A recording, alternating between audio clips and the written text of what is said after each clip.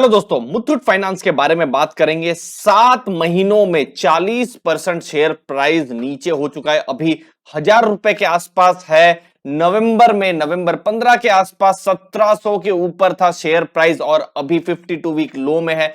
क्या हो रहा है मुथूट फाइनेंस के बिजनेस में, उसके बारे में दोस्तों वीडियो में हम जानेंगे, डिटेल में समझेंगे मुथूट फाइनेंस के बारे में। तो देखिए, बेसिक इंपॉर्टेंट चीजें 29 स्टेट्स में है, यूनियन टेरिटरी में मुथूट फाइनेंस का बिजनेस है। और मेन बिजनेस अगर देखा जाए, कंसोलिडेटेड नहीं, सिर्फ स्टैंडअलोन की बात कर रहा हूं, जहां से मेन प्रॉफिट आता है वो है गोल्ड लोन का बिजनेस। तो गोल्ड ज्वेलरी उन्होंने 187 टन उनके पास में है, 4,600 ब्रांच है और यहां पर 2 लाख कस्टमर को वो हर दिन वो सर्व भी कर रहे हैं। और ये इंपॉर्टेंट डेटा है, 58,000 करोड़ से ज्यादा का वो लोन है वो मैनेज कर रहे हैं। ये उनका एयूएम एक तरीके से आप मान सकते हैं। ठीक है, अब दूसरा नंबर, कंपनी प्रॉफिट कर रही है या नहीं कर रही है। तो मैं यहां सिर्फ जो मुथूट फाइनेंस जो मेन है, क्योंकि 99% प्रॉफिट वहीं से ही आ रहा है। तो प्रॉफिट फाइनेंशियल ईयर 22 में हुआ है 3,954 करोड़ का हुआ है, जो कि पिछले साल 3,722 करोड़ का था। और फिर जो उनकी जो बाकी जो सब्सिडियरी कंपनी है, मुथूट होमफिन है, फिर इंश्योरेंस है, फिर माइक्रो फाइनेंस कंपनी, वो फिर थोड़ा थोड़ा बिजनेस करती है। बट मेन जो अगर आप देखेंगे 99% प्रॉफिट यहीं से ही आता है और यहीं पर ही फोकस है। यहां पर एक्चुअली में हो क्या रहा है, तो देखिए, गोल्ड लोन का बिजनेस है और गोल्ड लोन के बिजनेस में अभी बैंक्स बहुत ही एग्रेसिव हो चुकी हैं, चाहे वो स्टेट बैंक हो या फिर एचडीएफसी बैंक हो। यहां तक कि एचडीएफसी बैंक के मैं कहीं पढ़ रहा था कि प्लान्स है कि किस हिसाब से जो महाराष्ट्र में फाइनेंशियल ईयर 23 तक हर ब्रांच को गोल्ड लोन के लिए रेडी करने के उनके प्लान्स हैं। तो यहां पर क्या हो रहा है, मार्जिन्स जो हैं इंपैक्ट हो जा रहे हैं जो गोल्ड लोन कंपनीज के हो, जैसे मन्नापुरम हुआ या मुथूट हुआ। फिर अब फिनटेक भी आ गए हैं, फिनटेक में जैसे रुपीक करके है, तो वो 5.88% में लोन दे रहे हैं और कम दे रहे हैं। लेकिन रुपीक एज ए फिनटेक स्टार्टअप, उनके अपने भी चैलेंजेस है, क्योंकि एक जगह मैं पढ़ रहा था कि वो अपने जो कुछ 10-15% इंप्लॉइज की छटनी भी कर रहे हैं, तो वो फिर अलग उनके अलग चैलेंजेस है। लेकिन वो भी अब एग्रेसिव आ रहे हैं, बैंक्स भी यहां पर एग्रेसिव आ रहे हैं। तो कहीं ना कहीं फर्क पड़ जा रहा है, क्योंकि एग्रेशन में वो लोग आ रहे हैं तो मार्जिन्स में फर्क पड़ जा रहा है मुथूट फाइनेंस का।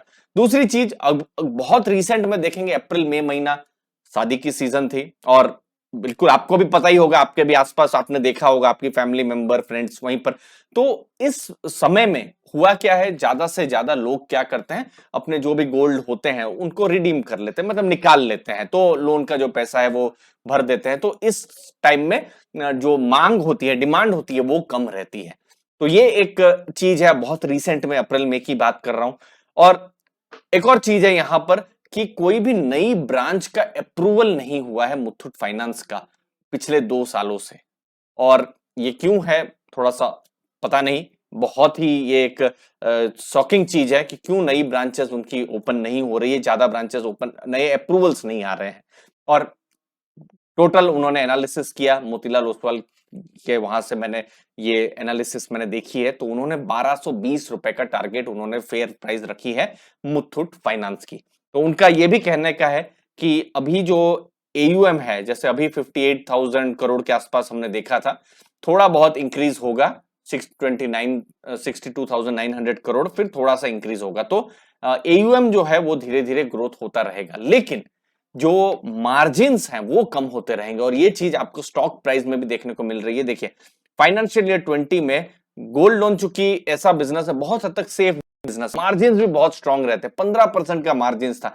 लेकिन कहीं कंपटीशन आया, डिसरप्शन आया और अब फाइनेंशियल ईयर 22 में देखिए लगभग 13% का मार्जिन हो गया है। तो मार्जिन घटे हैं और एक्सपेक्टेड भी है अगले 2 सालों में कि ये मार्जिन जो है और कम हो जाएंगे। और ये मार्केट देखिए, मार्केट जून 2022 को नहीं देख रही है, वो अभी से ही वो मार्च 2023 की तैयारी कर रही है। तो ये एक चीज आपको समझना पड़ेगा, क्योंकि अनसर्टेनिटी मैक्रो लेवल में बहुत सारी है, रेट हाइक हो रहा है फेड की तरफ से, आरबीआई की तरफ से, वो सब चैलेंजेस तो है ही, और कंपनियों को भी ये सब चैलेंजेस है। तो मार्जिन कहीं ना कहीं इंपैक्ट होगा और ये मार्केट देख रही है। दूसरी चीज प्रॉफिट जो है उन्होंने किए हैं 3,950 करोड़ के आसपास जो हमने देखा, लेकिन अगले साल थोड़ा प्रॉफिट कम होने की उम्मीद है। होंगे कि नहीं नहीं पता, लेकिन ऐसा अनुमान लगाया जा रहा है मोतीलाल ओसवाल की जो रिसर्च रिपोर्ट है उनके द्वारा। और फिर मतलब एक मॉडरेट ही जो है प्रॉफिट ग्रोथ यहां पर रहने वाला है अगले 2 सालों में। तो यहां पर मुथूट फाइनेंस के हमने चैलेंजेस देखे और हमने देखा शेयर प्राइस को भी पनिशमेंट मिली है, 40% शेयर प्राइस गिर गया है। लेकिन इसमें कहीं ना कहीं जो स्टॉक है कहीं ना कहीं कुछ वैल्यू रेंज में आ गया है। अभी आप देखेंगे उनका पीई रेशियो 11.4 है और एवरेज अगर आप पी रेशियो उनका देखेंगे कहीं ना कहीं वो 9.3 के आसपास है। मतलब और शेयर प्राइस थोड़ा सा नीचे जाता है। ये 12 जून की रिपोर्ट है जब 1060 के आसपास शेयर प्राइस था, तो पी रेशियो अभी भी उतना ही होगा। तो ये एक चीज है, और नीचे जाए तो और थोड़ा वैल्यू जोन में आ सकता है। लेकिन एक चीज है जो हमने देखा था पिछले साल, जो 1600-1700, वो एक बहुत ही हाई लेवल था। वो बहुत ही हाई लेवल था जब हम बात कर रहे थे मुथूट फाइनेंस की। मैक्सिमम 16 तक भी उनका पीई चला गया था।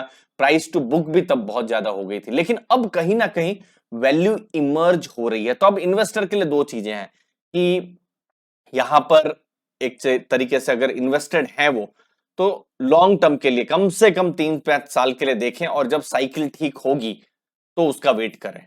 और जो दूसरी चीज है, बिजनेस को बहुत ही क्लोजली देखते रहे, क्योंकि अगर फिनटेक या फिर एचडीएफसी बैंक्स या फिर दूसरी बैंक्स अगर एग्रेसिव होती रही तो मार्केट शेयर वो गेन कर रही है या नहीं वो देखते रहे, क्योंकि मार्जिन तो रिड्यूस हो रहे हैं। तो इसीलिए अब बहुत ज्यादा इंपॉर्टेंट हो जा रहा है इन्वेस्टर्स के लिए कि वो जो रिजल्ट्स हैं जो भी Q1 के आएंगे उनको और ज्यादा एनालिसिस करे, जो ब्रोकरेज रिपोर्ट्स हैं उनको पढ़ते रहे, मैनेजमेंट कमेंट्री जो है वो पढ़ते रहे। और इन सब के बारे में हम तो बात करते ही रहेंगे, लेकिन इस मोमेंट पर थोड़ी सी अनसर्टेनिटी ज्यादा है। लेकिन फिर भी मोतीलाल ओसवाल 1220 का उन्होंने टारगेट दिया है, और कहीं ना कहीं ये शेयर प्राइस कहीं अपने एवरेज के आसपास है। लेकिन और नीचे गिरता है तो थोड़ा सा कंफर्ट और आ सकता है मुथूट फाइनेंस के केस में। और लॉन्ग टर्म, और चूंकि एक लॉन्ग टर्म में एक विनर कंपनी ये हमेशा से रही है, तो इन्वेस्टर्स थोड़ा जरूर वेट करें कि यहां पर कुछ टर्न अराउंड जैसा हो रहा है कि नहीं हो रहा। और चीजें आती रहेगी, इंफॉर्मेशन आती रहेगी, मैं आपको बताता रहूंगा। धन्यवाद आपके टाइम के लिए।